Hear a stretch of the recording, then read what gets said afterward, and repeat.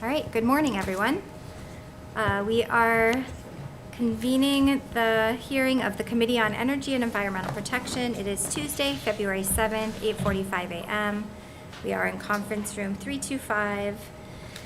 First up on the agenda is House Bill 1326 relating to the environment. This establishes a Hawaii Zero Waste Initiative program and to manage and direct the state's transition to reduce and reuse solid waste.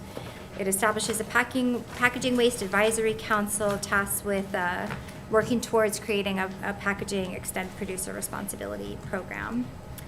And first up to testify, we have Department of Health.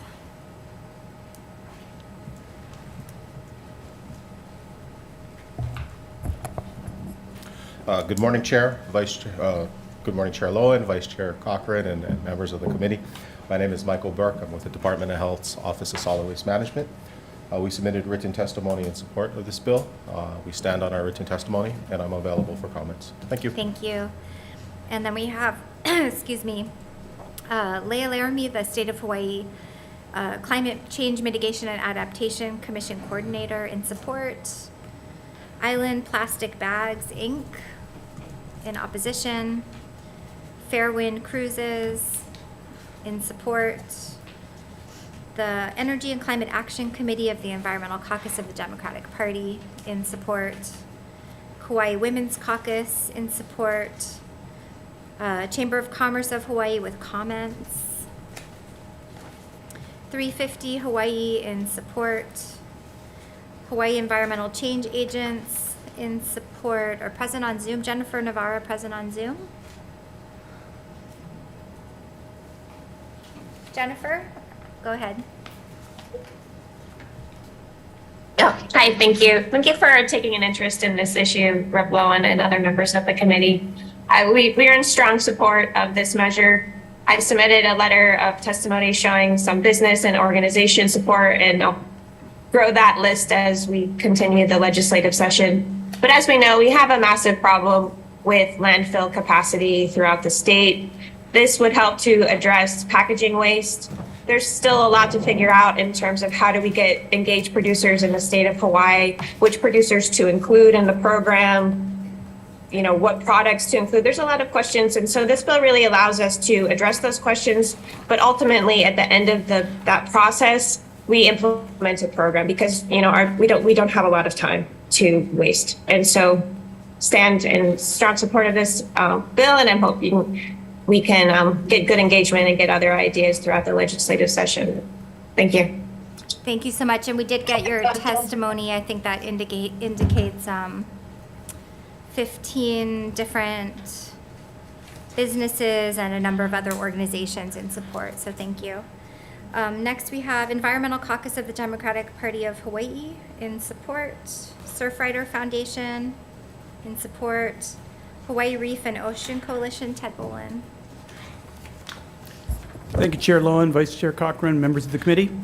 Ted Bolin on behalf of the Hawaii Reef and Ocean Coalition, also the the Climate Protectors Hawaii group that I'm representing today. These groups are in strong support of this legislation. As the last speaker said, we have a landfill crisis in terms of our capacity for our municipal solid waste. We're using incineration here on Oahu, and that's very bad for public health, the environment generally, and the climate specifically. Trash incineration releases 65% more pollution per unit of energy than burning coal, including toxic air pollutants, and twice as much carbon as landfilling. Neither incineration nor landfilling of solid waste are sustainable solutions.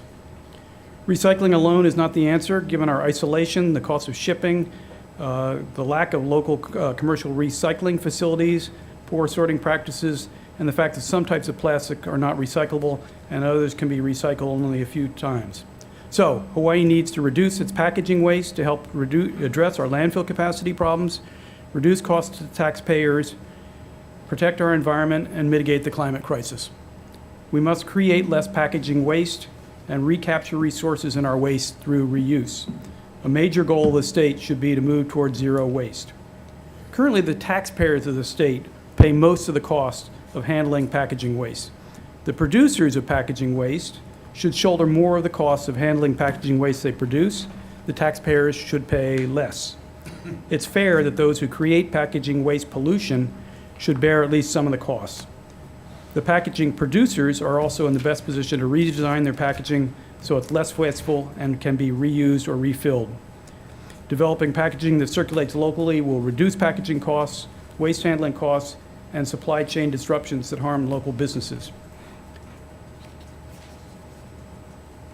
The bill would establish a zero waste initiative in the Department of Health to manage the state's transition from a throwaway linear economy where we produce, use, and discard solid waste to a more circular economy where we produce, where as much as feasible, we reduce, reuse, and refill. The bill will begin to move Hawaii toward zero waste and packaging reduction goals.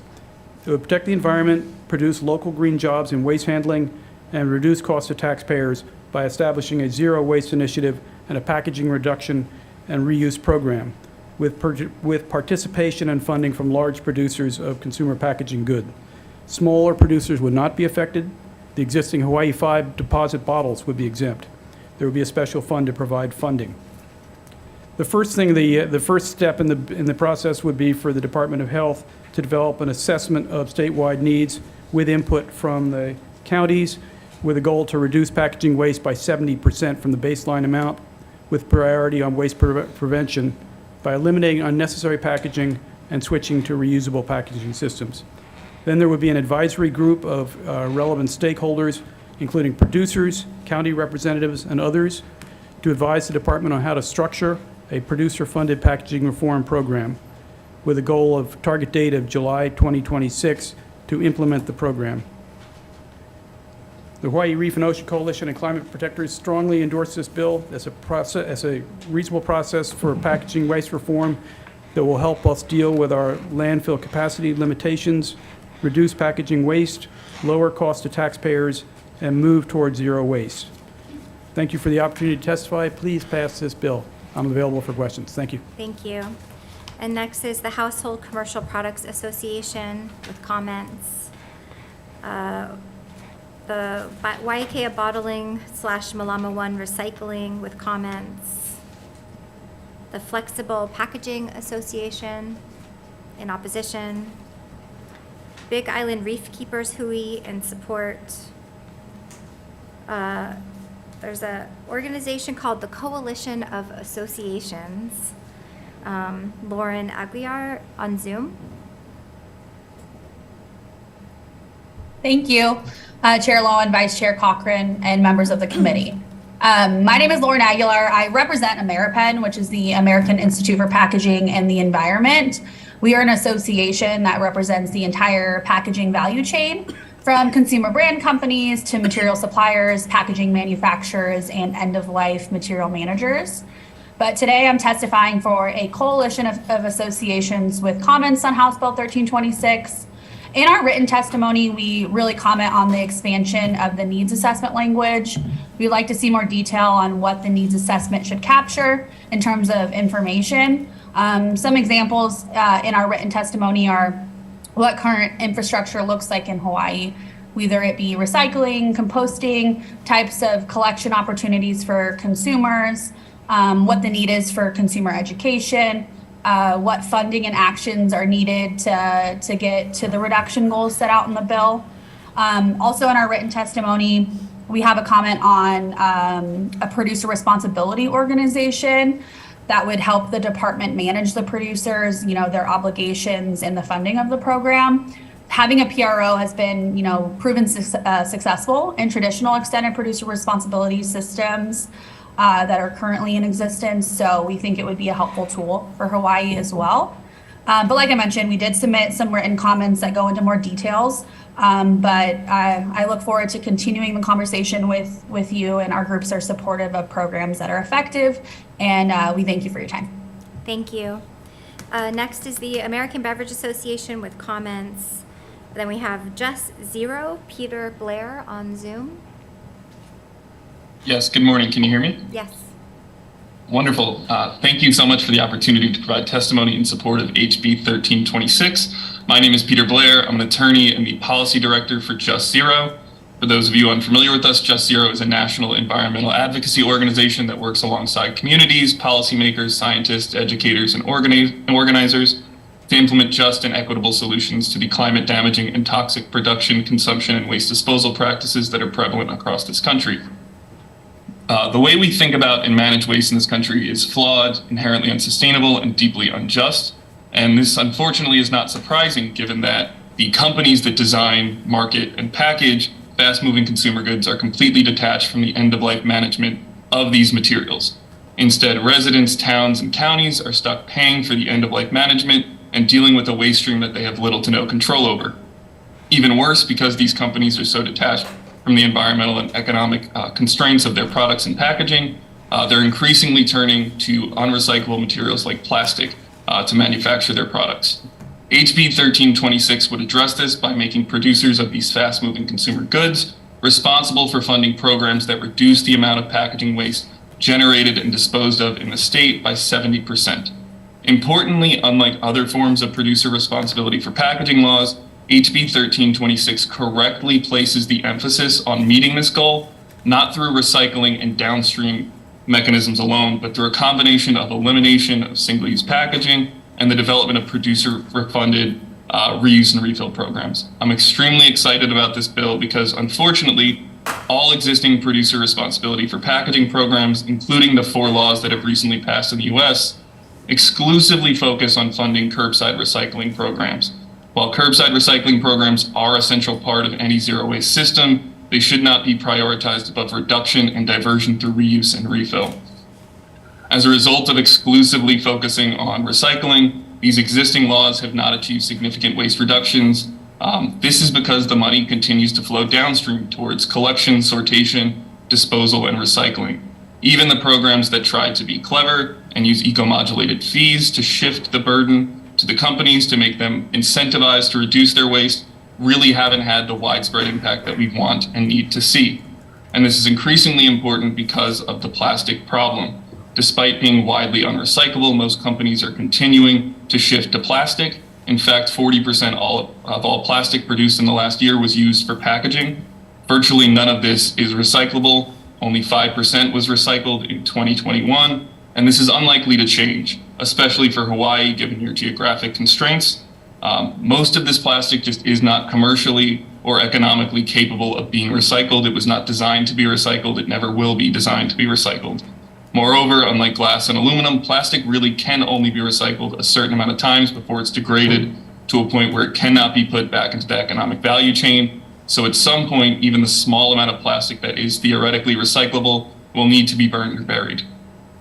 An effective and modern producer responsibility program needs to set strong waste reduction goals and meet those goals through elimination and reuse and refill, and this is exactly what this bill does. This is the model that we need to move forward to a more sustainable, circular economy.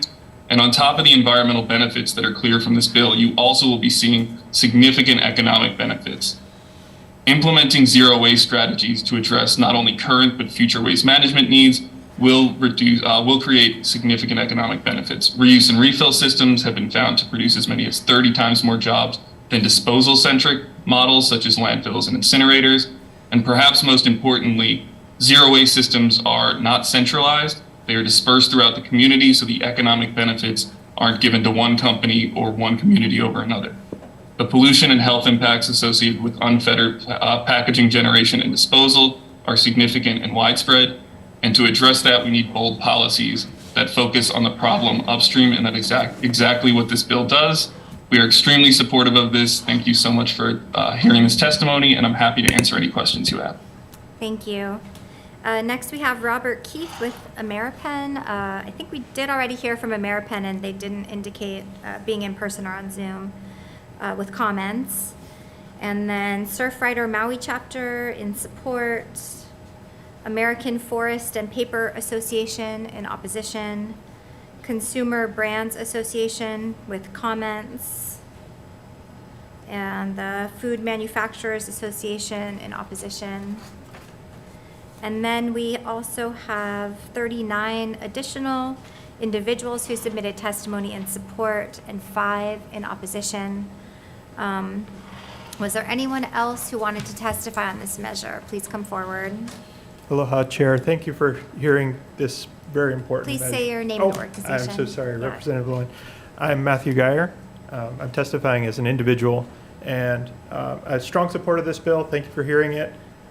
I just wanted to respond briefly to the industries that are testifying against this bill. It's really disappointing because, as one of the previous testifiers mentioned, this is an opportunity for local businesses to create jobs, and it's just disappointing to see them continuing to testify Okay, against. this and- is an opportunity to testify to the committee, not sorry, respond to yes. testimony that's been submitted to the committee.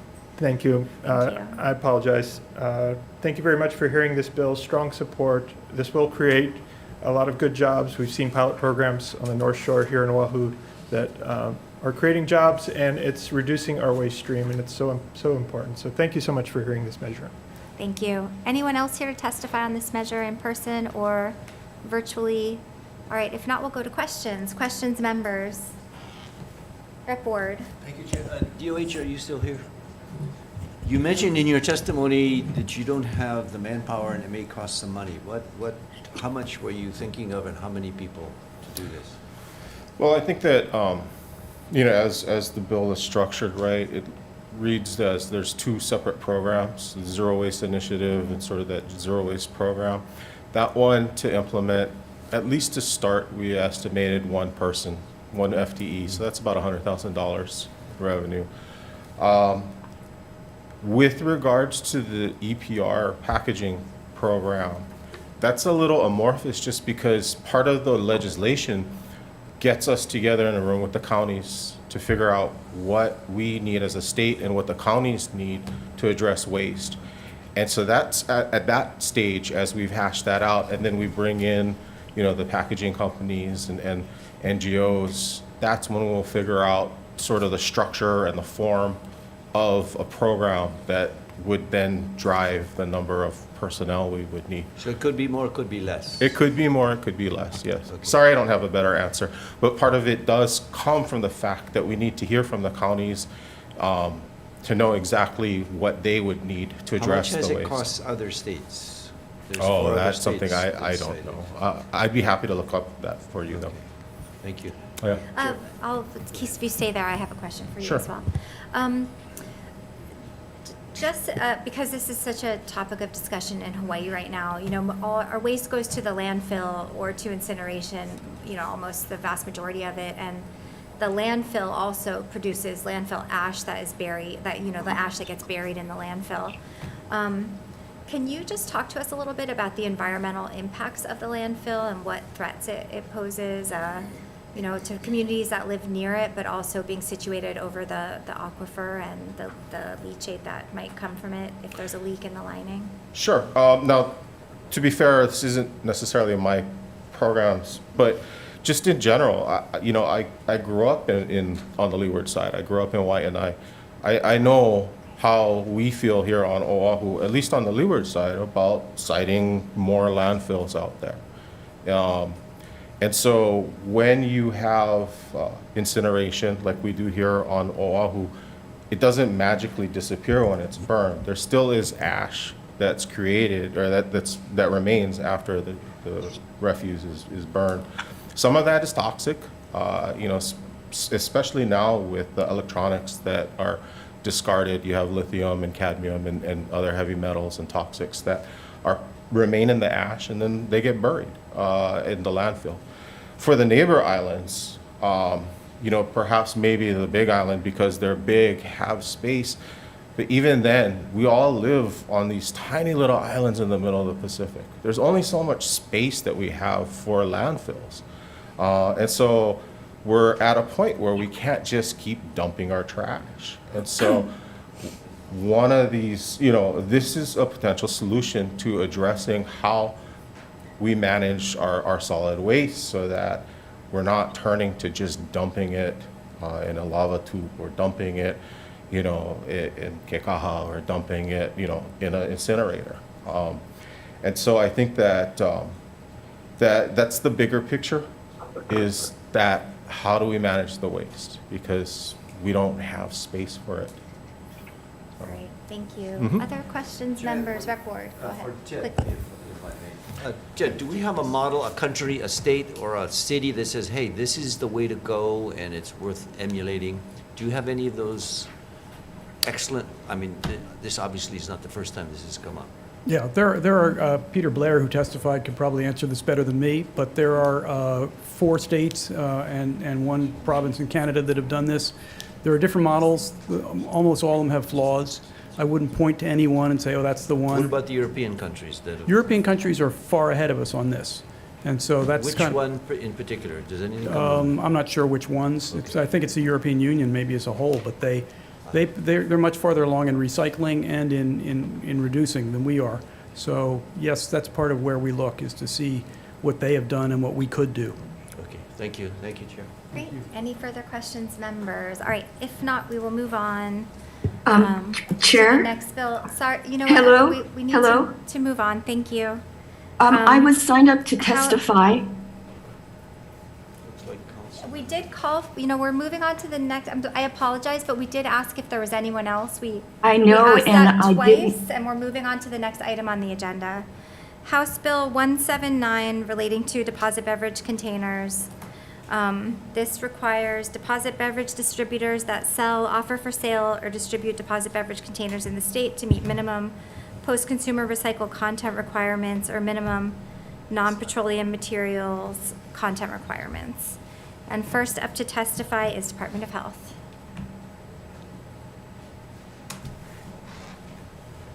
Good morning, Chair Lowen, Vice Chair Cochran, members of the committee. Again, Michael Burke from the Hawaii State Department of Health. We submitted written testimony in support of House Bill 0179. We stand on our written testimony, and I'm available if you have questions. Thank you. Thank you. Then we have Reynolds Recycling in support.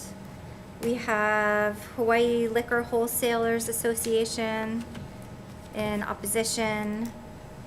The Environmental Caucus of the Democratic Party of Hawaii in support.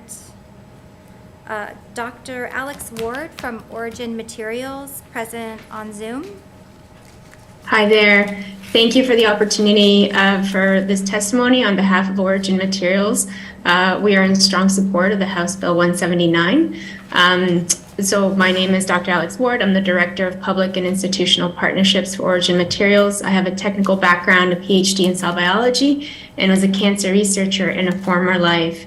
Origin's mission is to enable the world's transition to sustainable materials. For over a decade, Origin has developed a platform for turning the carbon found in inexpensive, plentiful, non-food biomass, such as sustainable wood residues, into useful, renewable materials and chemicals while capturing carbon in the process. Most relevant to HB 179, Origin has united with several major consumer packaged goods companies to develop and make 100% bio-based recyclable packaging available to all.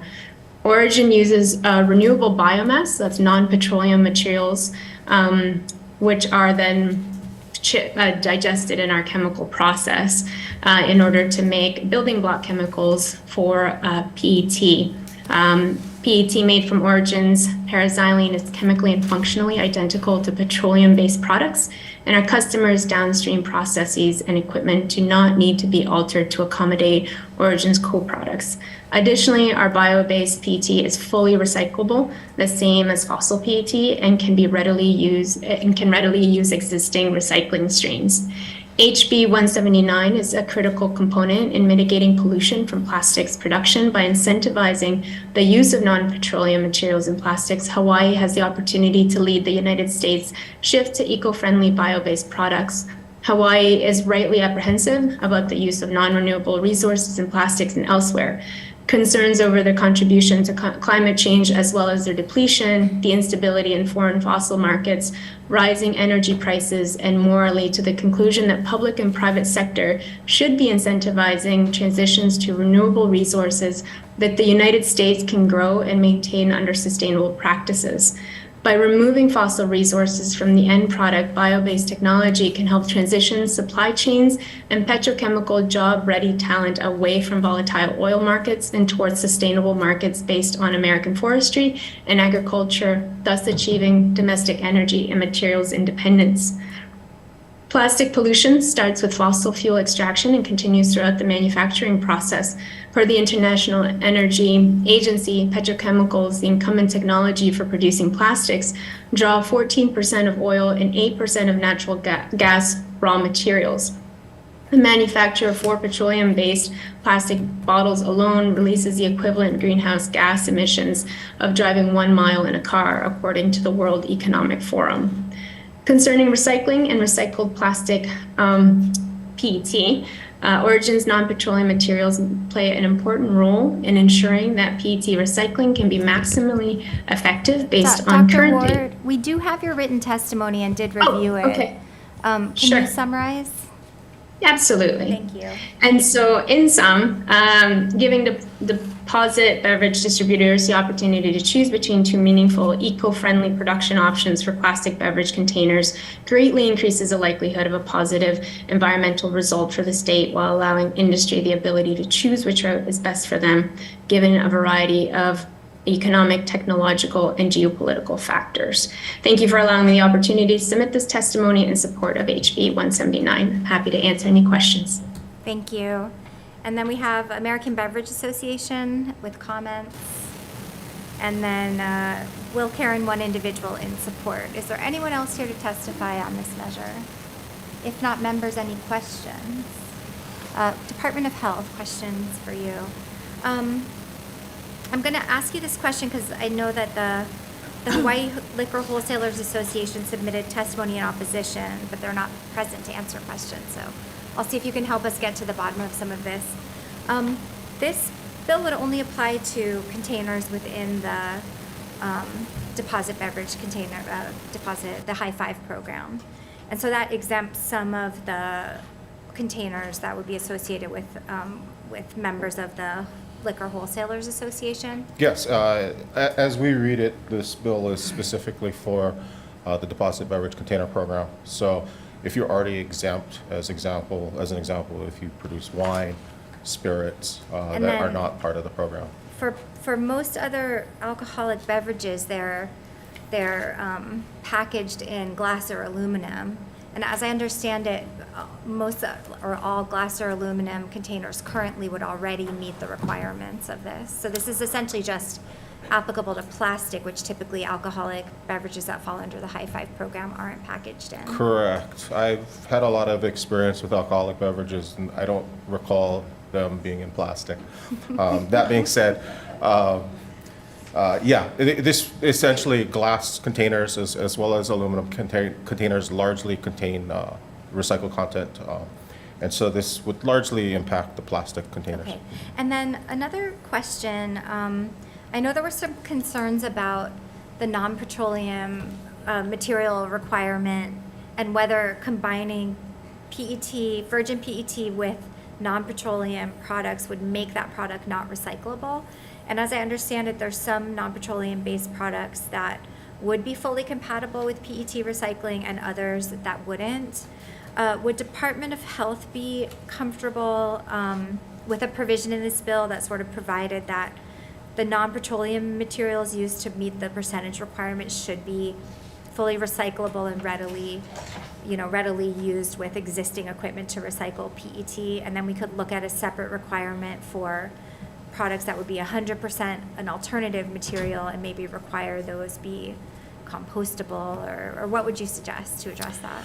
I think with the 100%, again, it would depend on sort of the composition of the container.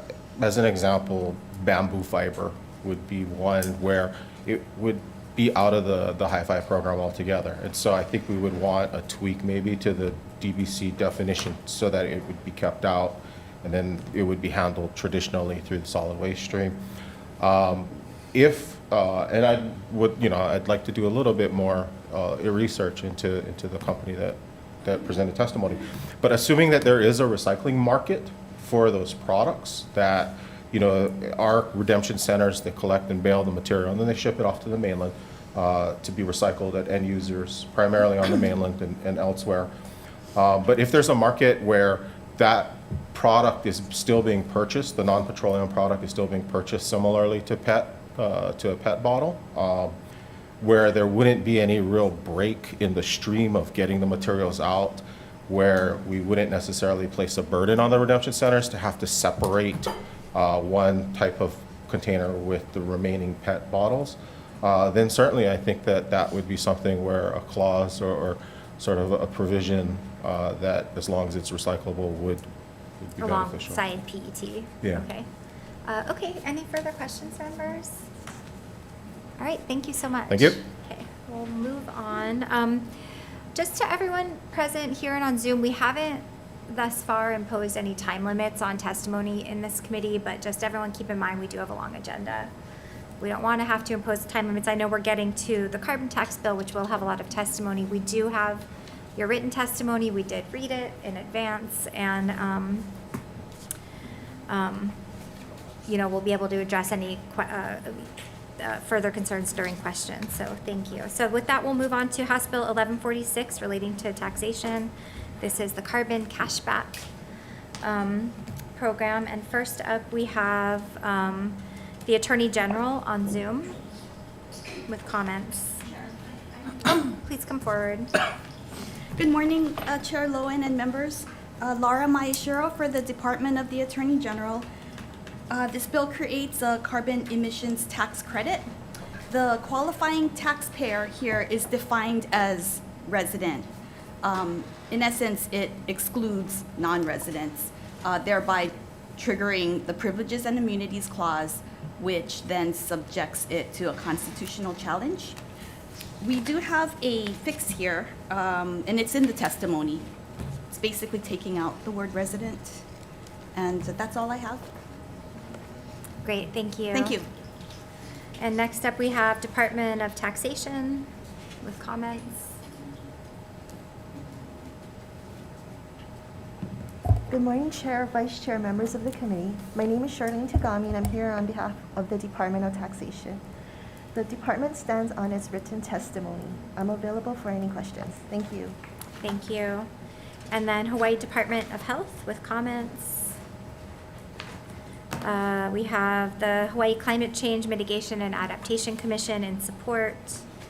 Office of Planning and Sustainable Development, Scott Glenn, person. Good morning, Chair Lowen, Vice Chair Cochran, members of the committee. The Office of Planning and Sustainable Development submitted comments. We have a very narrow role in this bill.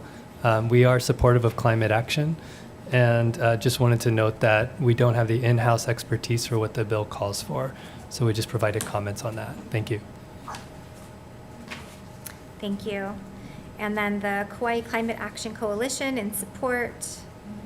Pacific Biodiesel Technologies in support. Cynthia Conrad Design in support. Kauai Climate Action Coalition, again, another member in support. Kauai Women's Caucus in support. Americans for Democratic Action, Hawaii in support. Ulupono Initiative. Chair, Ulupono was not a testimony in support. Thank you. Citizens Climate Lobby in support. Hawaii Transportation Association, HTA Gareth Sakakita on Zoom. Gareth, are you on Zoom?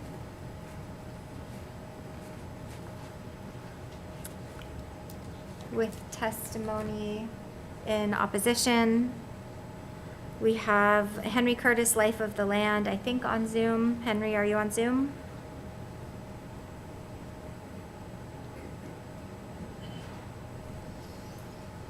Is our Zoom? Hi, can you hear me? Yes, go ahead. Aloha, committee members.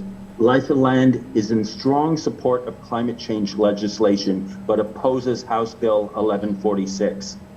Globally, carbon taxes are widespread but highly ineffective. Even if they worked, they would go too slow to have any meaningful change. A carbon tax doesn't really help Hawaii. In the electric sector, renewable energy is already cheaper than fossil fuels. And in the transportation sector, it would be far better to electrify transportation. Simply raising the cost of transportation does little. Furthermore, a single state having a carbon tax without border adjustments encourages imports over local production, and encourages the export of local industries. And it favors importing food rather than growing food locally. Thank you. Thank you. Then we have the Citizens Climate Lobby Hawaii, Noel Morin, on Zoom in support. Hi, this is Noel Morin. Can you hear me? Yes. Yeah, good morning, Chair Lowen, Vice Chair Cochran, and members of the committee. Noel Morin here. I'm representing Citizens Climate Lobby Hawaii. Our members advocate for policies that reduce carbon emissions, draw down legacy carbon, increase energy efficiency, and pave the way for a rapid decarbonization of our economy. We are in strong support of HB 1146 as it meets all requirements for effective climate action.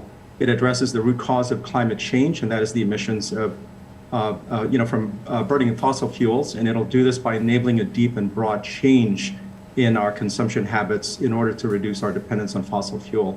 Importantly, through the rebating of revenue to our people, it allows for an equitable and just transition, especially for our LMI community, and this aligns with the top recommendation of the 2022 Hawaii Tax Commission. Lastly, passage will help the U.S. to adopt a national carbon policy, and Hawaii can, as it has in the past, lead the way again. So thanks very much for this opportunity to testify in support of this measure. I respectfully ask that we pass it. Thank you. Thank you. And then Matthew Geyer, Carbon Cashback Task Force, in person in support. Aloha, Chair, Vice Chair. Thank you very much again for hearing this measure. It's really, really important. And we have the study that shows that this program will benefit Hawaii residents. It will benefit our environment. I'll stop there because I know we're short on time. Thank you very much for supporting this measure. Hawaii Youth Action Team of the Citizens Climate Lobby in support, Chamber of Sustainable Commerce in support, Imua Alliance in support, Nature Conservancy Hawaii in support, Grassroots Institute of Hawaii with comments, and Maui Tomorrow Foundation Inc. in support. And we have 64 additional testimonies in support, 19 in opposition. We have some people signed up on Zoom, so I'm going to call their names. Oh, wait, we have Tom Yamachika, Tax Foundation, on Zoom. Okay, not present. Michael Golaju Jr. in opposition on Zoom. Yes, good morning, Chair. Michael Goy Jr. I am in strong opposition to this bill. On the face value, it sounds like a good idea, but if you haven't seen John Oliver's piece about greenwashing, that's all this bill does is greenwash. It does nothing to protect our environment. It says Hawaii is open to pollution if you're willing to pay. We have the barrel tax already. If people want to do good things, then use that money there. Do not. By allowing this, we'll just add more to the cost of living for those doing business here in Hawaii that want to pollute. They just pass that along to the middle income and lower income people that cannot afford it anymore. There's better ways. This doesn't do anything to help us to get a zero emissions as by 2050.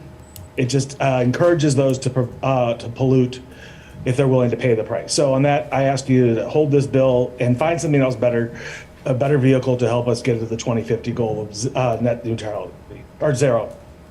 Mahalo. Thank you. And then we have Douglas Hagan on Zoom. Thank you, Chair Lowen, Vice Chair Cochran, members of the committee, and many other legislators who have responsible for advancing this bill. Sorry to repeat this. Carbon cashback is revenue neutral. Carbon pricing is proven to reduce carbon emissions. Carbon pricing is good for the economy. Carbon cashback is social equity. Carbon cashback is incremental step towards 10 to 14% carbon emission reductions in the state. It's the equivalent of taking 400,000 gasoline fossil fuel powered vehicles off the road. Carbon cashback benefits lower and middle income families. A few degrees of change over the next few decades is real. A few degrees of centigrade change is a big deal. Storms are becoming more ferocious and flooding is rampant. We go in the oceans, it's warmer, the trade winds have shifted. I sail small boats, and the wind patterns and the weather patterns have changed everywhere I travel. I see dead coral. There's silt and sludge and dryness where there used to be fresh running water. Climate change is here. This is an emergency. As a volunteer and amateur advocate, I sincerely thank the EEP committee for your support. I thank you for your struggles, your sweat, your long hours and toils on energy and environmental issues. Thank you for hearing this urgent and important legislation. Thank you. And then we have John Kawamoto on Zoom. John, are you on Zoom? Aloha, Madam Chair, members of the committee. My name is John Kawamoto, and I support HB 1146, the carbon cashback bill, because it will reduce greenhouse gas emissions in an equitable manner. Most families will experience a net financial gain, and low-income families will have the greatest net gain. Taxing carbon to reduce emissions is working elsewhere in the world, and it can work in Hawaii. In fact, carbon cashback will work with all other efforts to reduce greenhouse gas emissions to maintain a livable environment for ourselves and our children. Future generations are depending on us. Mahalo. Thank you. And then we have Ron Riley on Zoom. Ron, are you there? Yes, I am. Can you hear me? I can. Go ahead. Okay, thank you so much. My name is Ron Riley, Volcano Village. I'd like to add to my written testimony, and I'll try to be brief. Want to begin with a quote from UN Secretary General Antonio Guterres, who said at COP27, "We are on a pathway to climate hell, and we have our foot on the accelerator." The scientific data backs this statement up, including data from our own observatories on Mauna Loa and Mauna Kea. However, it's not too late to turn our energy economy around.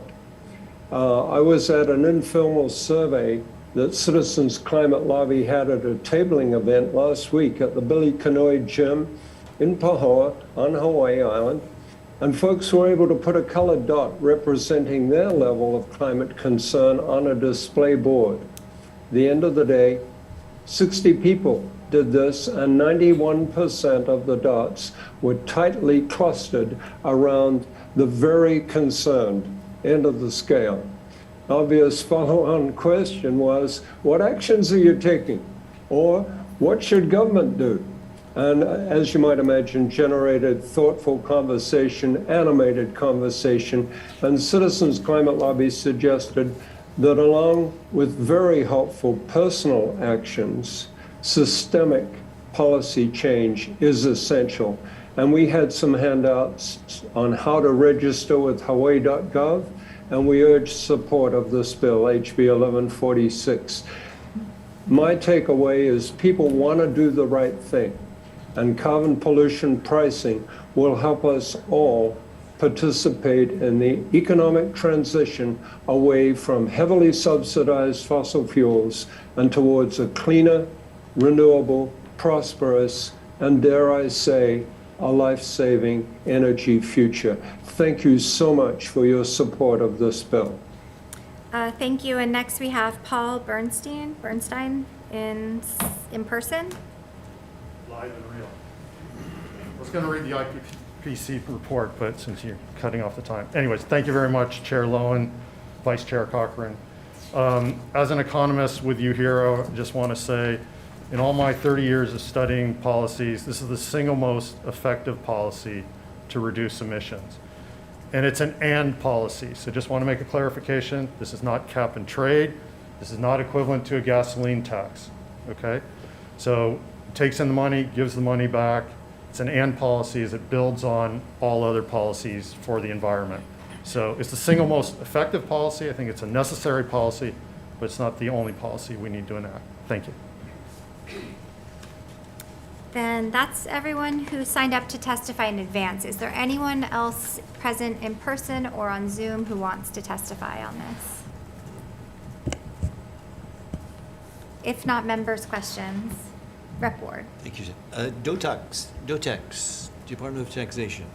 You are still here. Some of the metrics that you have calculated, what are you assuming is the price of gas, given that for the initial tax rebate is $65.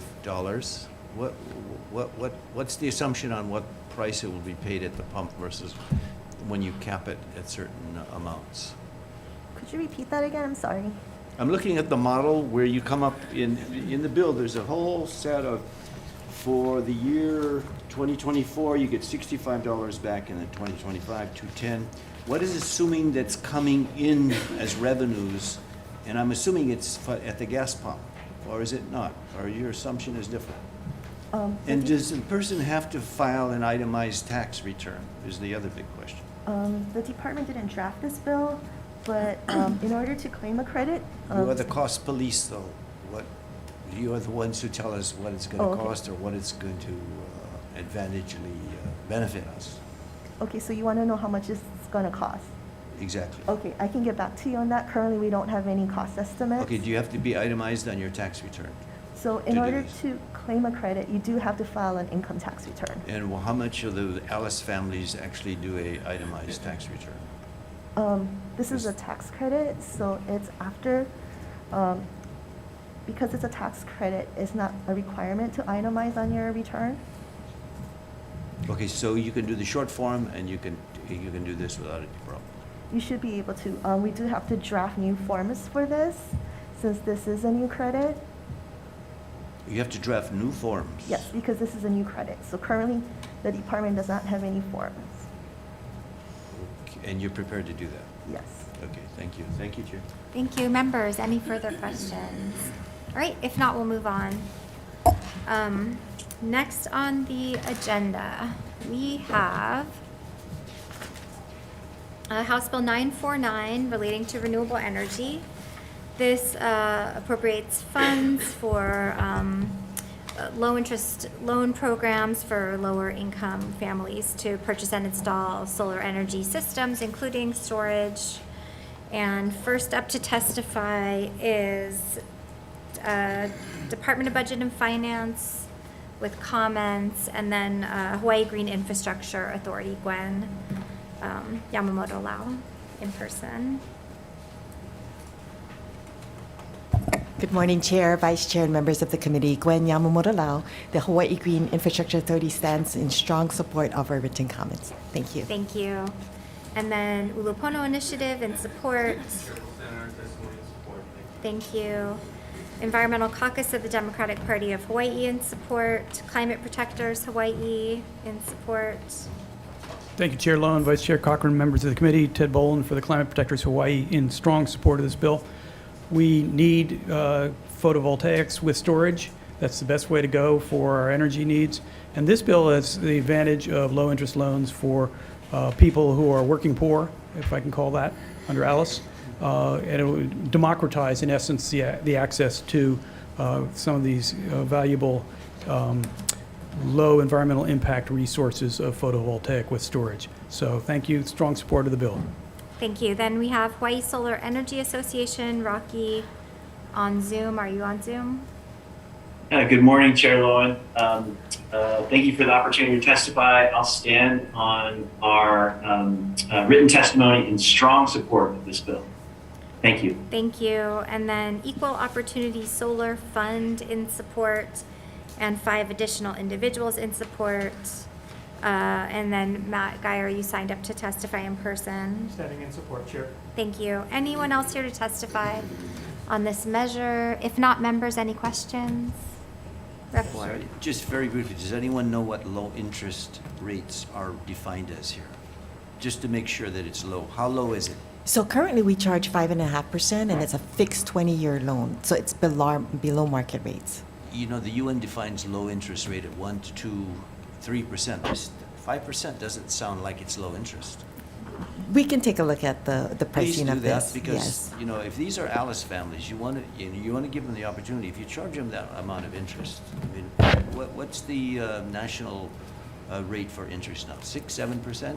30-year mortgage rates, which is the most secure rates, are over 6%. But you're saying 5, only one underneath that. Please reconsider that. I will. Thank you. Thank you, Chair.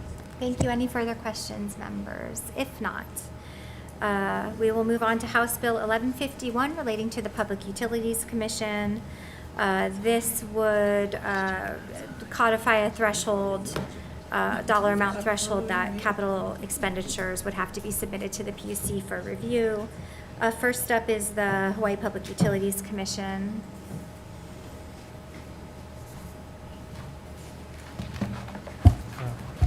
Good morning, Chair Lowen, Vice Chair Cochran, members of the committee. My name is Daniel Park. I'm here on behalf of the Public Utilities Commission. I stand on the commission's written testimony and am available for questions. Thank you. Thank you. Consumer Advocate, Dean Nishina. Aloha and good morning, Chair Lowen, Vice Chair Cochran, members of the committee, Dean Nishina with the Division of Consumer Advocacy. You have our written testimony offering comments, available for questions if you have any. Thank you. Thank you. And then we have Hawaiian Electric, James Abraham on Zoom. Good morning, Chair and members of the committee. James Abraham on behalf of Hawaiian Electric. We understand the purpose of this bill to codify the PUC's General Orders 7 and 9. We do have some concerns specifically with the threshold amount in subsection A at $500,000. As noted in our written testimony, this $500,000 threshold is no longer current with respect to electric utilities. The threshold was originally set at $500,000 in 1965, and then the PUC increased it with respect to electric utilities in 2004 up to $2.5 million. So to the extent this bill moves forward, Hawaiian Electric would respectfully request that the threshold be increased at least to $2.5 million to reflect the current standard. But Hawaiian Electric actually would support a higher threshold above this $2.5 million amount. And as noted in our testimony, we would also support tying the threshold to an inflation index so that it could gradually increase with the change in the value of the dollar. That's all I have. I'm available for any questions the committee may have. Thank you. Thank you. And next up we have Hawaii Gas with comments. Hi, good morning, Chair, Vice Chair, members of the committee. Julie Yunker with Hawaii Gas. We stand on our written testimony with comments and just wanted to note that this is already required under the Administrative Rules PUC General Order 9, Section 23F2. Thank you for the opportunity to testify. Thank you. Anyone else here to testify on this measure in person, and anyone on the Zoom? Or if not members, questions? All right, if not, Rep. Ward, go ahead. I was a bit slow. I'm taken aback by the gas company, please. Could you repeat what you said about this is already required? What was the citation you said? Sure, it's under Administrative Rules PUC General Order 9, Section 2.3.f.2. And it reads exactly as this bill is proposing? Exactly? Correct. No ifs, ands, or buts? When I reviewed both the general order and this bill, then it was pretty much word for word. So you're saying this is redundant and not needed? For us, correct, but for Hawaii, for HECO, so the thresholds for Hawaii Gas is only 500,000. Okay, so it's only for you guys. Okay, it's not for the HECO. That's correct. Thank you. Yeah. HECO, do you agree with that? Yes, that's correct. It's pretty much word for word for Hawaii Gas's purposes. For the electric utility, it's the threshold is actually the main difference. Okay, so this one's for you. That's Well, it would impact us because it would decrease the threshold from the current $2.5 million down to $500,000. Okay, thank you. Thank you, Jim. Thank you. But we would support increasing our threshold. All right, thank you. Thanks. Any further questions, members? If not, we will move on to House Bill 1252 relating to energy. This provides rebates for EV-ready new construction and affordable housing, and adds points to the qualified allocation plan for low-income housing tax credits. First up to testify, we have the Hawaii State Energy Office on Zoom, or in person. Okay, in support.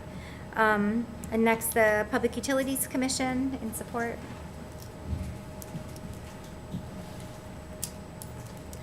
Good morning, Chair Lowen, Vice Chair Cochran, and members of the committee. My name is Grace Ralph with the Public Utilities Commission. We stand on our written testimony and are available for questions. Thank you.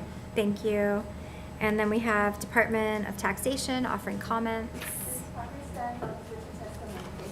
Thank you. And HHFDC with comments, not present, unfortunately. And then County of Kauai Office of Economic Development in support. City and County of Honolulu Office of Climate Change, Sustainability, and Resilience in support. Tax Foundation of Hawaii on Zoom. Tom Yamachika, not present. Hawaii Energy in support. Chair, Hawaii Energy stands on written testimony in support. Thank you. And then we have Technology Sector Renewables in support. Hawaiian Electric on Zoom, Jun Chi. Good morning. Hawaiian Electric stands on its written testimony in strong support of this measure. Thank you. Thank you. Ulu Pono Initiative in support. Thank you. Kauai Women's Caucus in support. Big Island EV Association in support. 350 Hawaii in support. Environmental Caucus of the Democratic Party in support. Climate Protectors Hawaii in support. Support from Hawaii EV Association. Blue Planet Foundation. Good morning, Chair, members of the committee. We'll stand on a written testimony in support. Thank you. Thank you. We have NIOP Hawaii with comments. Are they present? Not present. Okay. And then EAH Housing, is anyone present? Not present. In opposition. And then we have 21 additional individuals in support, 1 in opposition. We did have Matt Geyer signed up to testify in person. Thank you. Is there anyone else here that wishes to testify on this measure in person or on Zoom? If not, members, questions? All right, I'll start. This might, unfortunately, there's people I wanted to ask questions of that aren't present, so I might have to figure out a way to ask these questions of other entities. Is anyone who testified at all familiar with the low-income housing tax credit qualified allocation plan? No? Okay.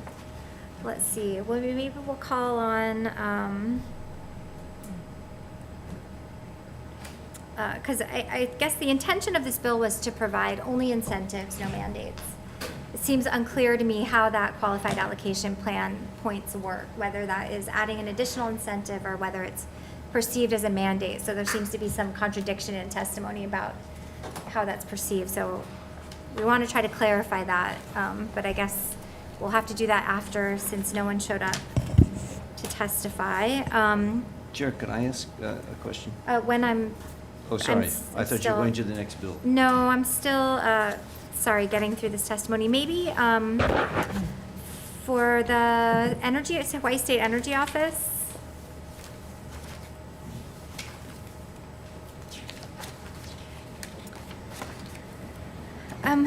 Sorry, I'm going to try to bounce some of these questions off you for lack of having other people present to ask the questions. But, you know, we did have some testimony from NIOP, and they seem concerned that the rebate amount we put in this wasn't sufficient to cover the cost of a charger. But it seems they're confused about the intent of the bill, which was not to require installation of chargers, but the make-ready work. Can you comment on that, and whether the amount that's being provided as a rebate is a nice incentive for the make-ready work per parking stall? Chair Lowen, I think you're right. The make-ready is significantly less than having to install a charger in terms of the actual amounts. I think I'd like to go back and talk to staff and get back to you. I apologize. And then there was also testimony from EAH Hawaii, kind of saying that while there may be growing adoption of electric vehicles, EVs are unattainable for low-income residents. But can you comment on that? Like, I guess to frame up that question, in my view, this is really an equity measure, because with all the new models of EVs coming on market, quite generous federal tax credits, this really is comparable in cost to potentially, especially also as there's a secondary market, growing secondary market for used EVs.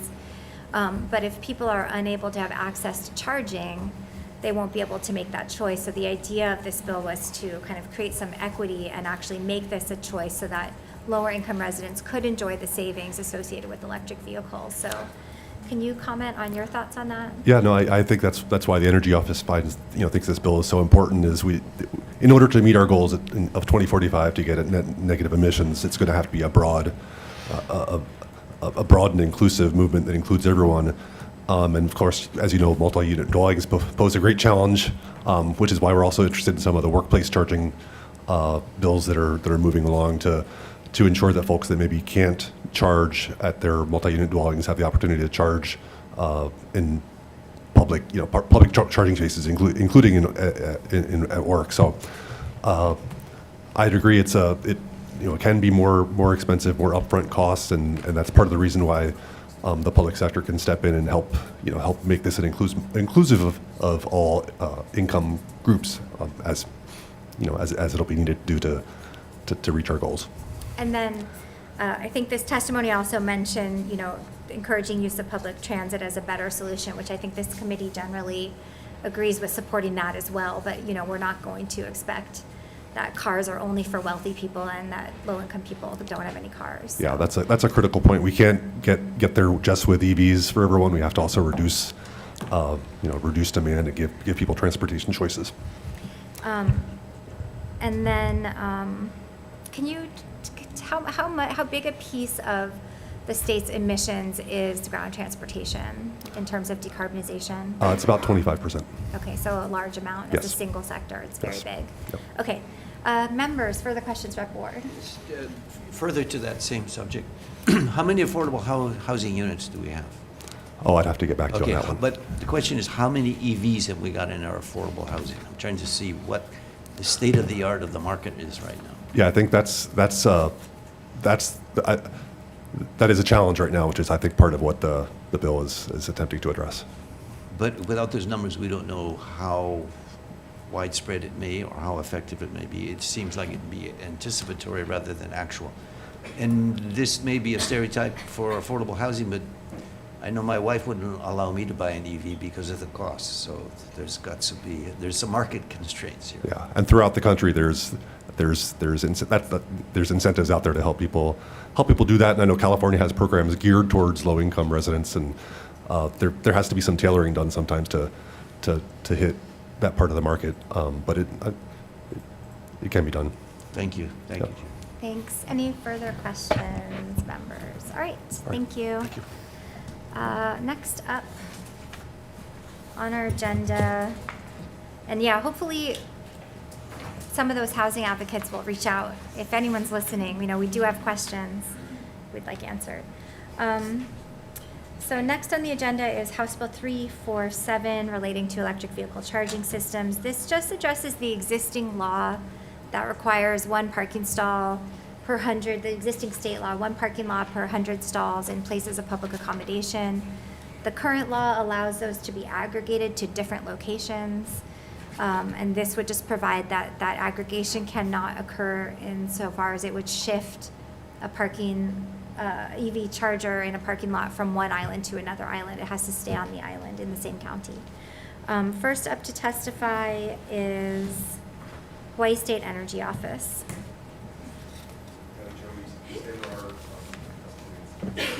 Thank you. And then we have Dags in person. Good morning, Chair Lowen, Vice Chair Cochran, and members of the committee. My name is Michael Arakaki. I'm the new automotive administrator. We stand by our testimony submitted by the comptroller and available for any questions. Thank you. And that looked like testimony and support. And then next we have Disability and Communication Access Board offering comments and present on Zoom. Brian Mick. Yes, hi, good morning, Chair Lowen and committee members. My name is Brian Mick, and I'm here on behalf of the Disability and Communication Access Board's Executive Director Kirby Shaw. We would like to offer a suggested amendment to HB 347. Currently, the statute allows an owner of multiple parking lots to aggregate their EV spaces. An unintended consequence of this is the number of accessible charging spaces the owner must provide is reduced, since the ADA formula is calculated as a percentage per lot. Therefore, we're suggesting that HRS 29171 be amended to state that when an EV space, which is required to be accessible, gets aggregated, it must remain accessible. This will ensure from a global point of view the total number of accessible EV spaces does not get reduced. Thank you for the opportunity to testify. Thank you. And then we have Retail Merchants of Hawaii on Zoom. Tina Yamaki on Zoom, not present. In opposition. Next we have Big Island EV Association, Noel Marin in support. Environmental Caucus of the Democratic Party of Hawaii in support. 350 Hawaii in support.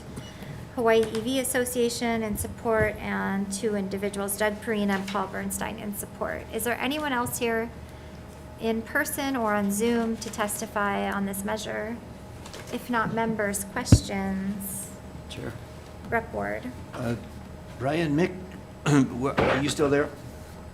Brian, are you I'm saying that you can't make any money putting these in, or you're saying that if you raise the price, in fact, what is the charge usually for a parking EV to have a lot and then you guys put it in? Are you saying it's not economically viable, or I wasn't clear on what you were saying? He's with the Disability Communication Access Board. He doesn't. Yeah, we're only concerned with the accessibility in terms of physical access for someone with a disability, not about the price. Sorry, you were the wrong person. Who knows the mechanics of putting these in and what they charge in their parking? Can they make money? Sir, please.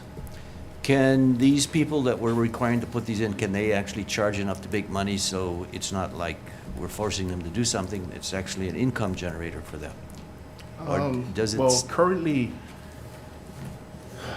we have about eight chargers at our state facilities across the island. It's being used maybe 23% of the time. We do have a... These are state-owned now, right? Yes, correct. Okay. So it is structured where it's $4 for the first hour and $10 after 2 hours, I believe. Is that your break even, or that's where you have a minuscule, or is that a loss? That's a definite loss for us.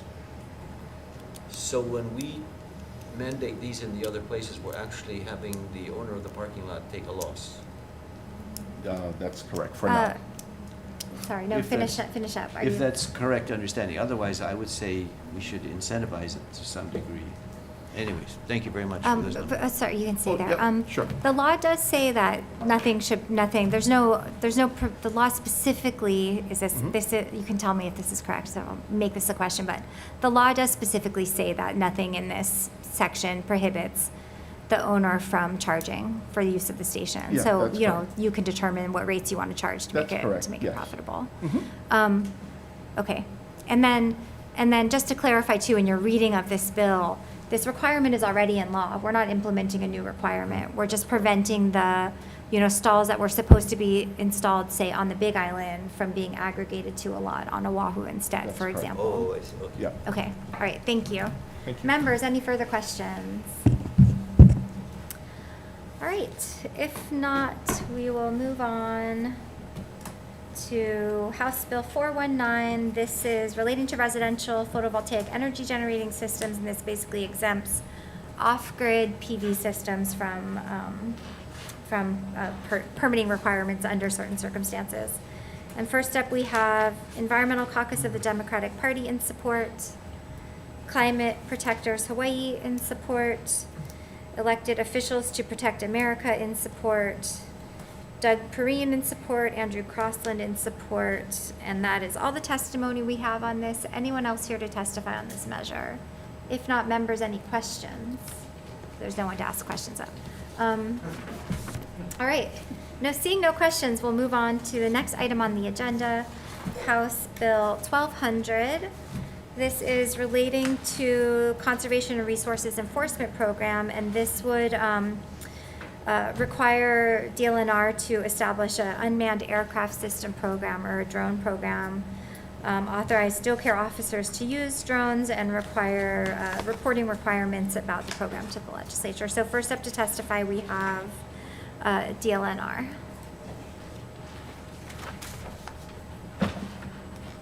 Good morning, Chair and committee members. Jason Redula for DLNR. The department will stand on its written testimony in support. Thank you. Thank you. And then we have the Hanalei Watershed Hui in support, Environmental Caucus of the Democratic Party of Hawaii in support, Nature Conservancy of Hawaii in support, Malama Pupukea Waimea in support, Kauhako Ohana Association in support, the Association of Uncrewed Vehicle Systems International in support.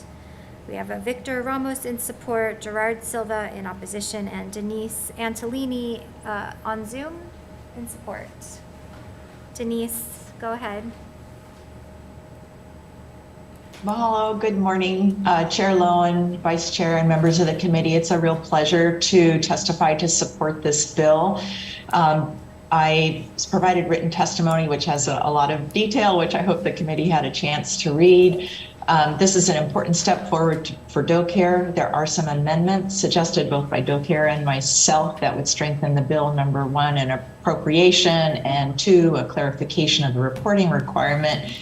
Let me just conclude by saying that DoCare needs more eyes and ears, and I think some of the testimony emphasized that. They have a vast territory that is very special to all of us, and we need more tools in their toolkit. So mahalo for supporting this bill, making appropriate amendments, and moving it along.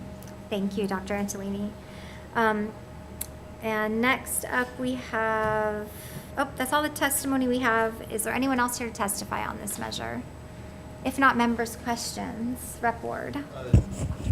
Sorry, Jason, DLNR. On the one hand, I was thinking, it's about time that we've got the UAVs up in the air to help you guys do a huge amount of territory. Why haven't you done it before, and why do we have to make it statutory? I thought this would be a no-brainer for you guys, or is it not the money to do it? Rep. Ward, I think the reason why we haven't really looked at this very seriously in the past was purely a financial situation.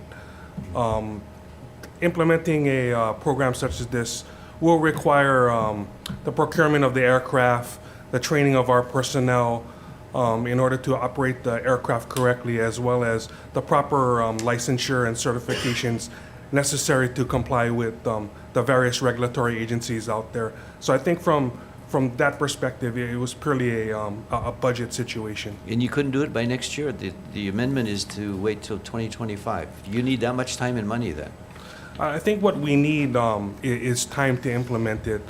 It's going to take us some time to procure the craft, to get our officers trained, but also importantly to draft the necessary policy and procedures, and to have that consulted upon both internally within government as well as with the employee union. Would you guys be the only ones doing this? There's not HPD. Is there any UAV in any part of the state government or city and county?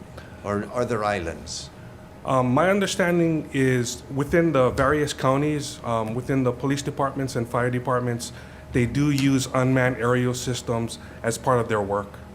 So you're not reinventing the wheel, but it sounds like it's still slow in turning. We're not reinventing the wheel in the sense that, there are policies out there that we could use as a template for our own policies, but we've not had a program within DoCare in its history, so it's going to take some time to implement. So how much money do you need? That is kind of uncertain at this point. However, thanks to the UH Law School and Dean Antolini, with some of the research that they've done and shared with us, other jurisdictions have implemented this at somewhere around $250,000. So similarly, I think for our program, it would likely be somewhere around there. And you're not going to buy them from China or Iran, right? Oh, sorry, strike that. Thank you, Chair. Thank you. Go ahead, Rep. Pruso.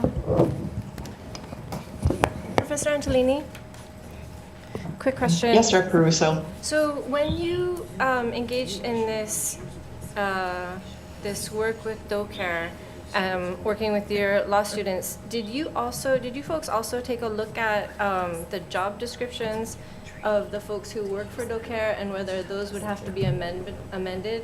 Because a couple times consultation with the unions was discussed, but I'm wondering how deep that consultation has to be. Will it be a radical revision of job descriptions, or is this something that can be done through an MOU, or what does it look like to have that consultation?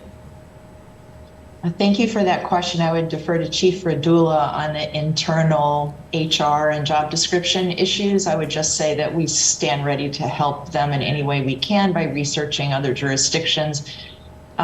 Last comment is, and as Rep. Ward mentioned, are there others using it? HPD has a really good policy, so we have some, local folks to consult with and to help DoCare stand it up with regard to the personnel issues as well. Thank you. Chief Radula. Yes, Representative, with regards to your question, really the consultation on the policy that we would draft, so the manner of use, when we would use it, those kinds of things would be in the policy. And that's the kind of things that we would consult with the union, because they may deal with certain job duties or working conditions that are a little bit different.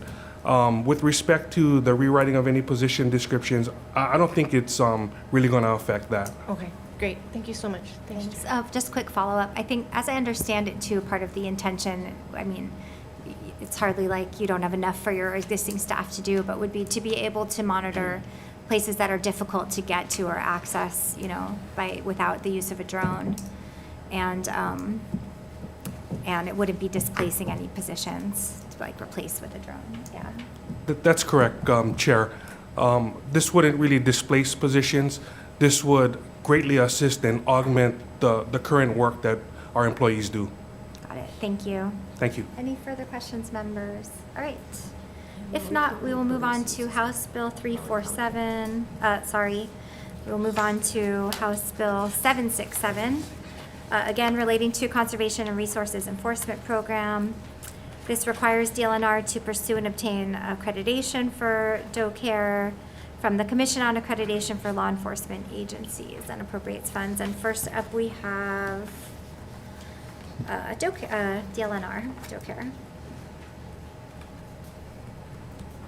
Yes, good morning again, Chair and members. Jason Redula, DoCare Chief.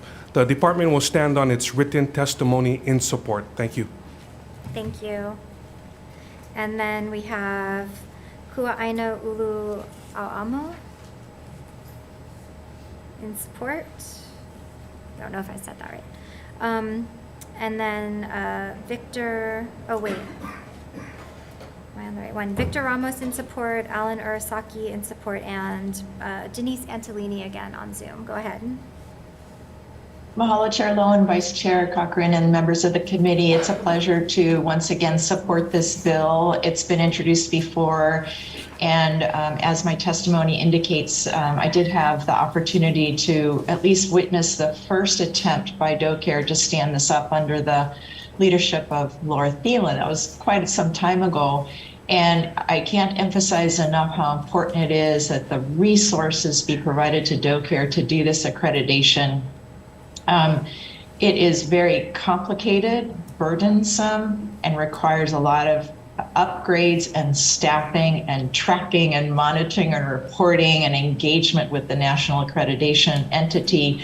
So very much in support, but it has to be done with sufficient resources so that it doesn't drag down the capacity that we're all trying to build. So mahalo for the opportunity to testify. Thank you. That is everyone who signed up to testify. Is there anyone else here who wishes to testify on this measure? If not, members' questions. Rep. Caruso, go ahead. I have a quick question for Professor Antolini. Are there any federal funds that are available to support this accreditation process? Thank you, Rep. Caruso, for the question. I'm also going to defer to Chief Radula. I know the department has tried multiple times to acquire specific kinds of federal funding. I've supported those requests, and I don't know if there's anything more on the horizon, but with that, I will defer to Chief. Mahalo. Sorry, I keep misdirecting. That's okay. It's a team. Representative, in response to your question, at this point, I'm not aware of any federal funds that we can leverage. We would have to do some research and perhaps get back to you on that. Okay, I'd appreciate that. Thank you. You can stay there. Quick question from me. The bill currently has a blank appropriation, and then also noting in your testimony, you requested changing the date from 2025 to 2029. So what, would you need an appropriation in this coming budget cycle?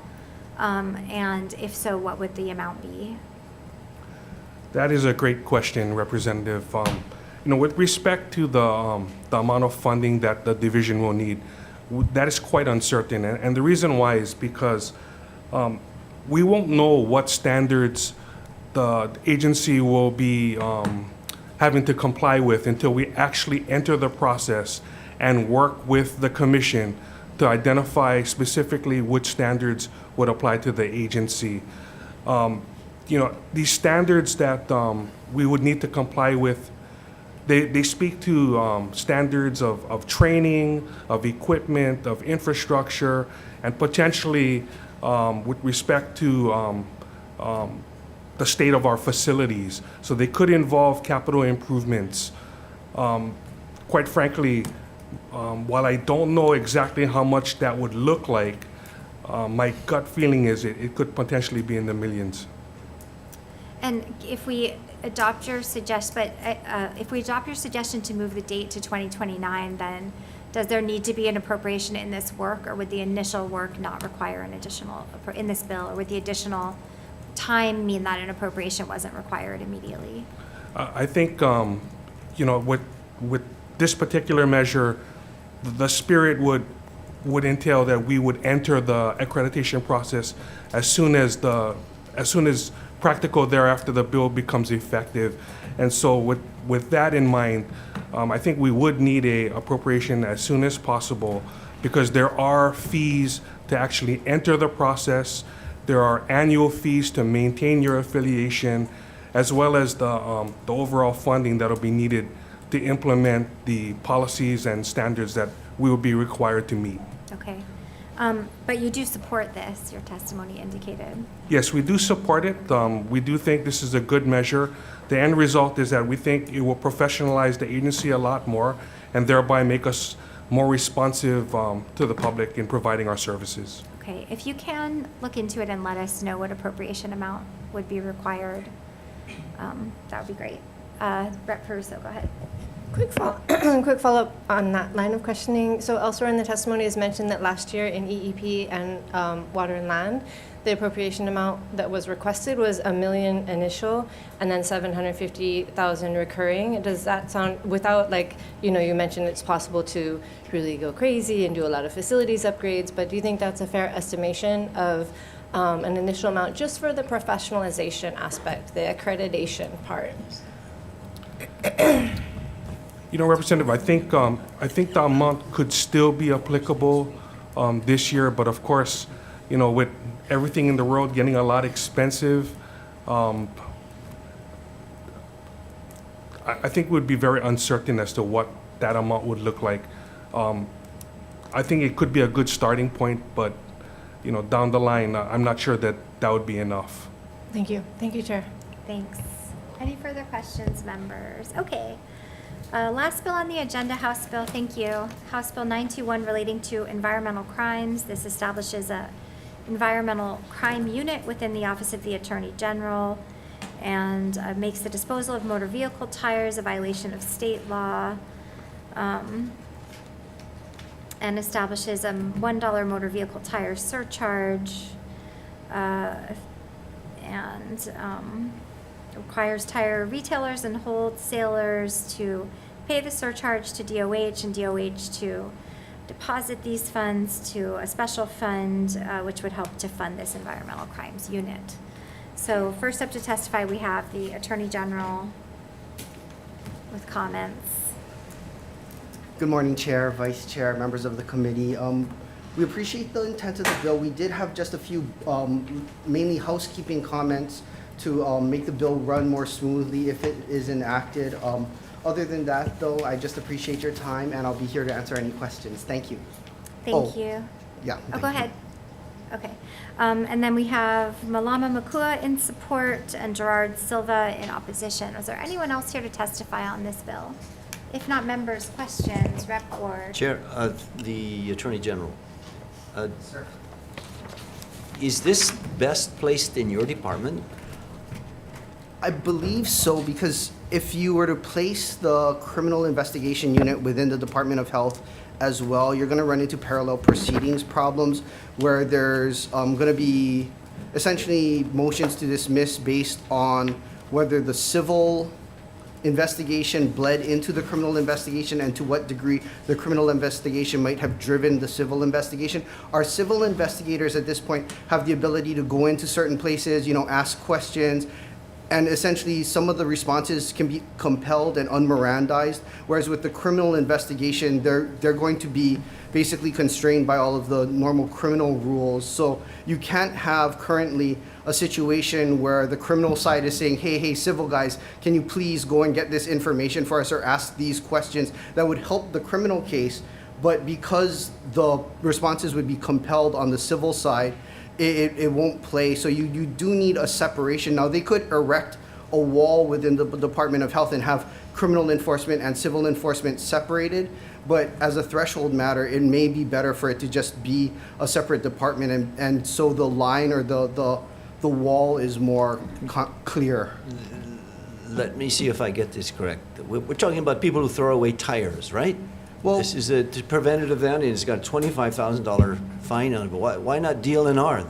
They're the ones who are the stewards of the environment, not you guys. Well, as we read the bill, and we did bring this up in our testimony, there may be a specificity problem regarding whether the bill needs to be run as two bills, one regarding the tire issues and one regarding the establishment of the environmental crimes unit within the Department of the Attorney General. Because as the bill reads, it would empower the environmental crimes unit to regulate more than just the tires. They would be looking at, I believe, the language is prosecute violations of laws relating to air quality, water quality, and a host of other types of investigations. So it wouldn't just be a tire enforcement unit as the bill envisions it.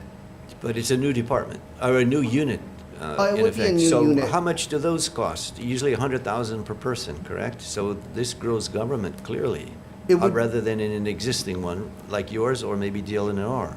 It would be dependent on how aggressive it wanted to be used and how basically the legislature, the Department of Health, and Department of the Attorney General ultimately decided to populate it. Because as of right now, what's happening is you have the Department of Health, which can refer cases if they're essentially not being responsive to the administrative or civil penalties over to the Attorney General's office for criminal investigations and criminal prosecutions, but there is not a designated unit to do that. So basically a designated unit would allow for greater specialization within the environmental crimes types of offenses and types of investigations. But how do they do it now? I mean, they see polluters and they call you guys up and you guys do the charges, right?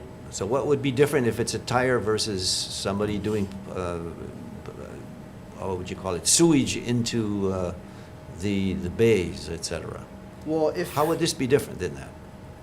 It depends on it depends in part on the level of the violation. For lower level violations, these are largely being taken care of administratively, but if for whatever reason the parties, the perpetrators are not responding to the administrative penalties, are not stopping the behavior, or if the violation is egregious enough, it will be turned over to our department. Which ones are outside of the DOH realm of responsibility now? You mentioned tired. I mean, they're in charge of all of these other pollution and other environmental desecrations, correct? I'm not sure about desecrations, but Well, yes, I mean, as far as any environmental water law that's broken, they're the ones who are, it's their kuleana to enforce it. Yes. Or to rectify it. So this department is doing already what this bill says, except you're saying that, oh, we need a specialized environmental they're unit. doing it administratively or civilly, but they aren't generally the ones who are enforcing criminal violations or the criminal law. So if they come across civil... What's an example of that? So if you were burying solid waste on a property and the Department of Health got wind of it, they could basically issue you a novo, basically saying stop it, notice of violation and order to stop, and they could issue you fines. But if you don't comply, they can take you to court, but if you continue to bury the solid waste, if you continue to dispose of solid waste, it can rise to the level of, getting the criminal side involved. Like, if they are not being responsive to the administrative penalties, the civil penalties, putting jail in place and having jail be a consequence of these breaches becomes important. So they can refer those cases at this point to the Attorney General's office. The Attorney General's office can basically investigate those matters criminally. So you're already doing it in effect? In effect, but there is not a specialized or designated unit. Do I read the bill correctly? If you throw away a tire and get caught, you get fined $25,000? I believe it's up to, but I would need to check. It And I believe says that's if a fine of not more than $25,000 for each separate offense. Yes, so not more than $25,000. But up to $25,000. Yes, That's a pretty sir. expensive tire. Thank you very much. Well, those are aren't those largely for, as the bill reads, largely for manufacturers or retailers who, if the maximum fine were to be imposed, you would think that would be in an egregious circumstance where perhaps this has been a person who continues to violate the same prohibition again and I again. mean, we got a lot of tires on the side of the road, and this says any person who intentionally, knowingly, or recklessly violates the section, $25,000. Up to $25,000. Okay, up to. yes. I mean, that's still Okay, pretty thanks. heavy. Okay, thank you. Thank you. Wait, quick question.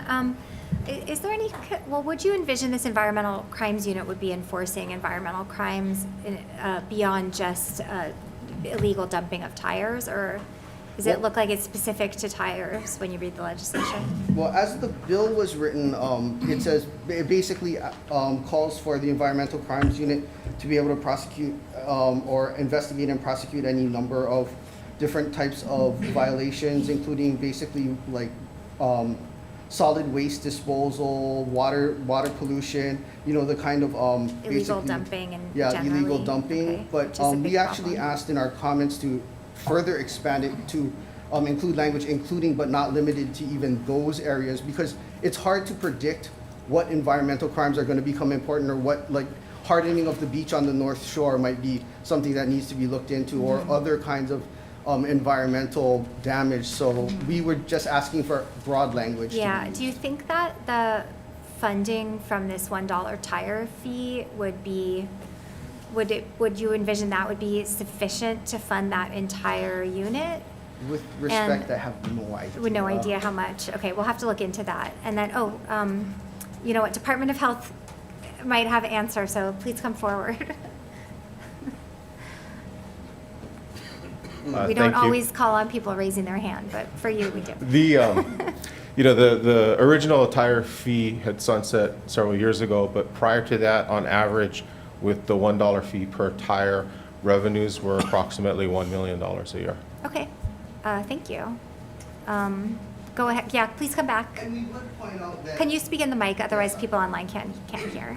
Sorry, the way the bill is structured, it's not that $1 is going to the Environmental Crimes Unit. There's a number of ways the Department of Health can designate where those monies will go. Got it. It's just the bill makes the Environmental Crimes Unit one of the possible options. Okay, great, thank you. Any further questions, members? If not, we're gonna recess for decision-making. We'll come back to do our vote at 11:30 today, because we need to work on a couple things, so recess.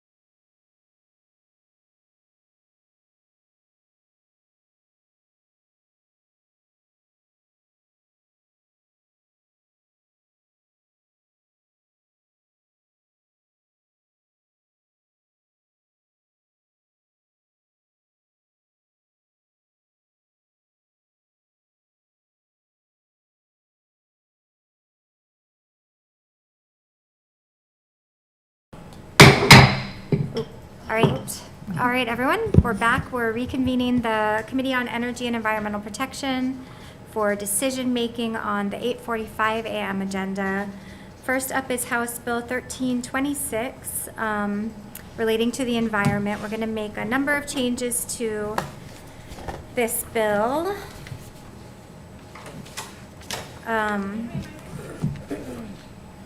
Shoot, hang on.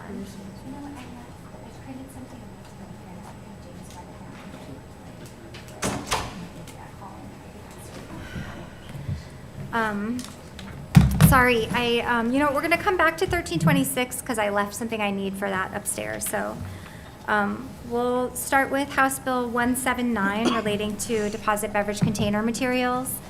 For this bill, we're going to put a provision in that for plastics deposit beverage containers, any non-petroleum materials used to meet the percentage requirements in the law should be fully recyclable and able to be readily used with existing PET recycling infrastructure without contaminating recycling streams.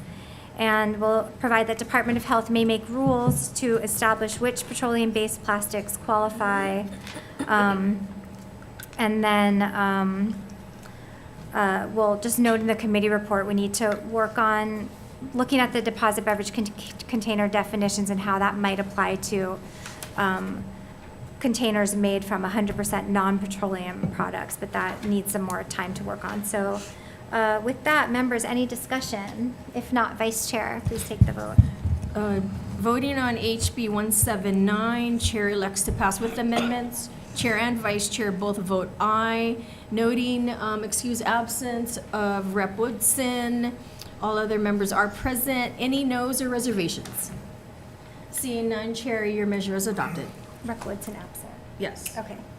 Thank you. We'll move on to House Bill 1146 relating to taxation. This is the carbon tax credit. So this bill needs some technical amendments for clarity, consistency, and style. We're going to, noting the Attorney General's concerns, remove the word resident, and then defect the date to June 30th, 3000. And we're going to defect the date on all the bills on this agenda to June 30th, 3000 on that note. So members, any discussion? If not, Vice Chair, please take the vote. Voting on HB 1146, Chair elects to pass with amendments. Chair and Vice Chair vote aye. And also noting absence of Rep. Woodson. Are there any noes or reservations? Yes, Rep. Ward? No for Rep. Ward. Alrighty. Chair, your measure is adopted. Thank you. And then moving on to House Bill 949 relating to renewable energy. This appropriates funds to the Hawaii Green Infrastructure Authority for solar energy storage system loan program. So some amendments to this. On page 1, lines 11 to 12, we will tie this language to 140% AMI instead of the existing language, referencing the federal poverty level. So it will say, an ALICE household means a household with an income of up to 140% of area median income. On page 1, line 15, and page 2, line 8, we will specify that this refers to section 196-64, subsection C and D. And then throughout the bill, instead of calling the newly created fund the Solar Energy System Special Fund, we will call it the Solar Energy System Revolving Loan Fund. And then we'll blank out the $200 million amount, but we'll note that amount in the committee report, and we will defect the date on that. Members, any discussion? If not, Vice Chair, please take the vote. Voting on HB 949, Chair elects to pass with amendments. Chair, Vice Chair vote aye. Excuse Rep. Woodson. Any members voting no or with reservations? Seeing none, Chair, your measure is adopted. All right, thank you. Sorry for skipping around. We're going to go back to House Bill 1326, first on the agenda. And we're making a number of changes to this. So first, we're going to add a purpose clause to this that will just explain Hawaii's waste management problem, why landfills are a threat to environmental and human health. why a linear economy is unsustainable and we need to transition to a circular economy with a zero waste initiative, how extended producer responsibility is an essential component of a circular economy, and then, why packaging waste is a good place to start. And then that first section relating to the Hawaii Zero Waste Initiative, we're going to do a little bit of rewriting of this to create a Hawaii Zero Waste Initiative.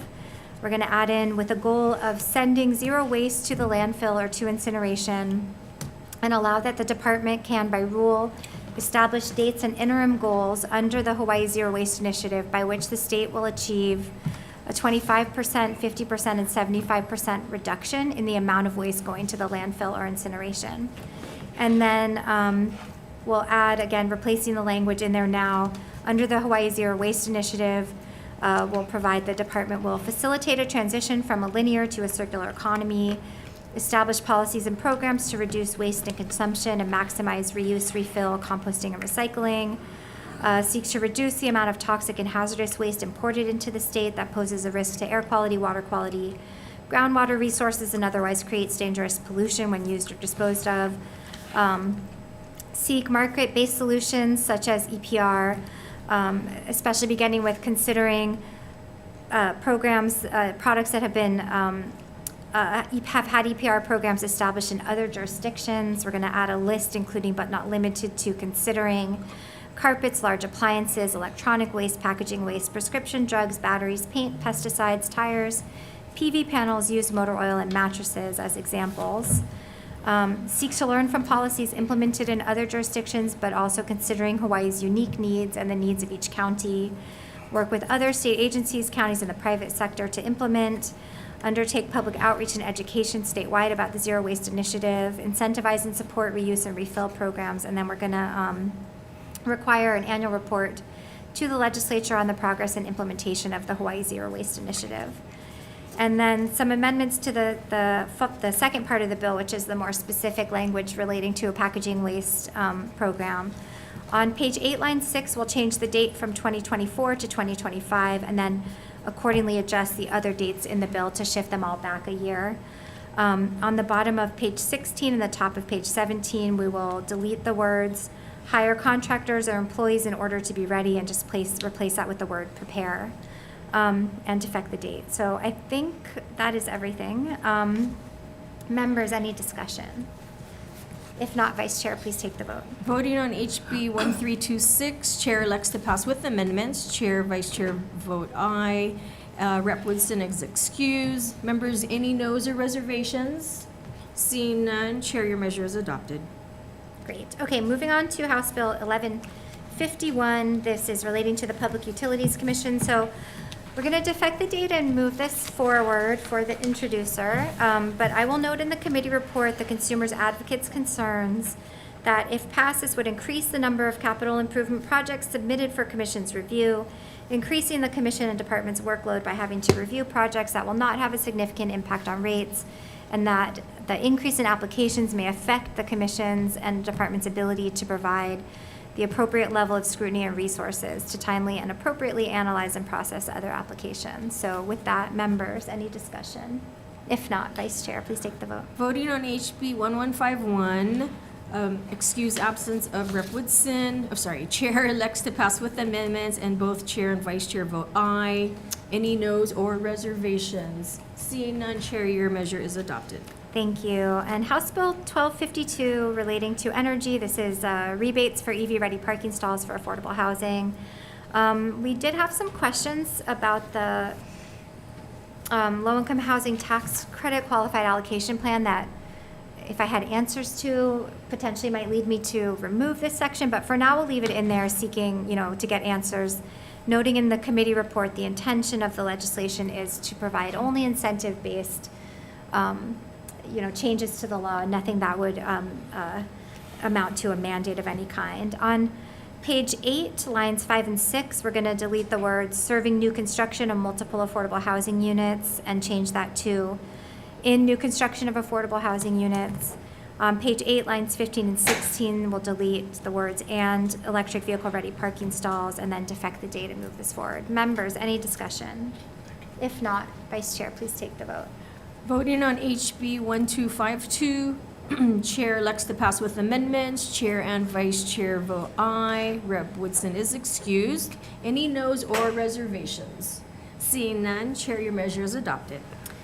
Thank you. For House Bill 347 relating to the aggregation question of EVs, not aggregating to different counties, we're going to go ahead and adopt the Disability Council, the DCAB amendments, and defect the date and move this forward. Members, any discussion? If not, Vice Chair, please take the vote. Voting on HB 347, Chair elects to pass with amendments. Chair and Vice Chair vote aye. Rep. Woodson is excused. Are there any noes or reservations? Seeing none, Chair, your measure is adopted. Thank you. And then House Bill 419, this is relating to residential photovoltaic energy generating system exempting off-grid systems from county permitting. We will defect the date on this and move it forward. Members, any discussion? If not, Vice Chair, please take the vote. Chair voting on HB 419, Chair elects to pass with amendments. Chair, Vice Chair vote ayes. Rep. Woodson excused. Any noes or reservations at this time? Seeing none, Chair, your measure is adopted. Thank you. And then House Bill 1200 relating to the Conservation and Resources Enforcement Program. This is the unmanned aircraft or drone program. So some amendments here. On page 3, lines 7 to 13, we're going to replace that language with a provision that beginning January 1st, 2027, there will be required a biennial, so that's once every 2 years, report to the legislature on the unmanned aircraft system program for the preceding 2-year period. And the report shall be available to the public on the website, include a log of each use of an unmanned aircraft, including date, time, location, types of incidents, include a log of civil or criminal investigations that have been aided by this program, a log of any other uses of unmanned aircraft, include a description of program costs for the reporting period. Then we will change the date on page 3, line 18 to 2025 per the testimony of DLNR. We will add a blank appropriation amount for FY 23-24 and the same amount for FY 24-25. And note in the committee report that the amount should be, we recommend the amount would be $125 for each year, so $250,000 together. And defect the date to June 30th, $3,000. That is all. With that, any discussion, members? Rep. Ward? Chair, I have a comment. A good bill. It'll save manpower, money, but it seems like it's going to take slow gearing up to, I would like to see it more quickly implemented, but I guess they're limited as what they can do. It's a good bill.